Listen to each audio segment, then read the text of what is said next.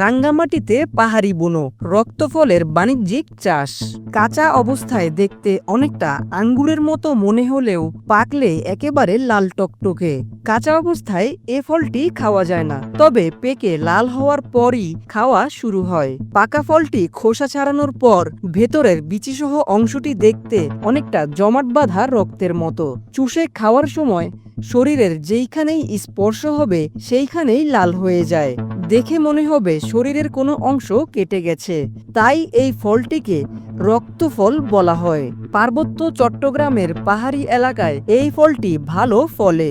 পাহাড়িদের কাছে ফলটি ব্যাপক চাহিদা থাকায় অনেকে বাণিজ্যিকভাবে এই ফল আবাদের উদ্যোগ নিয়েছেন। রাঙ্গামাটি কৃষি সম্প্রসারণ অধিদপ্তরের অতিরিক্ত পরিচালক মোহাম্মদ মনিরুজ্জামান বলেন, এ ফলটি নিয়ে এখনো কোনো গবেষণা করা হয়নি। পার্বত্য ৩ জেলার বিভিন্ন এলাকায় এ ফলটি দেখা যায়। বাজারেও ভালো চাহিদা রয়েছে। বুনো এই ফলটিকে ইংরেজিতে ব্লাড ফ্রুট বা বাংলায় রক্তফল বলে, তবে পাহাড়িদের কাছে ভিন্ন ভিন্ন নামে পরিচিত।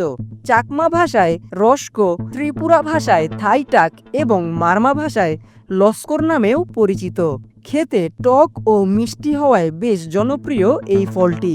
বিশেষ করে ছোট ছেলে মেয়েদের খুব প্রিয় এই ফলটি। গাছটি বিরুৎ জাতীয় উদ্ভিদ। কাণ্ড একেবারে নরম, অন্য গাছের উপর ভর করে উপরে ওঠে। একটি কাষ্ঠযুক্ত গাছের চারপাশ দখল করে শাখা প্রশাখা বিস্তৃত হয় রক্তফলের লতার। ফেব্রুয়ারি থেকে থোকায় থোকায় ফুল দেওয়া শুরু হয় এবং এপ্রিল থেকে জুন পর্যন্ত ফল পাওয়া যায়। পেকে লাল হওয়ার পরই খাওয়ার উপযোগী হয় ফলটি। একটি প্রাপ্তবয়স্ক গাছে কমপক্ষে ২০ থেকে ২৫ হাজার ফল ধরে।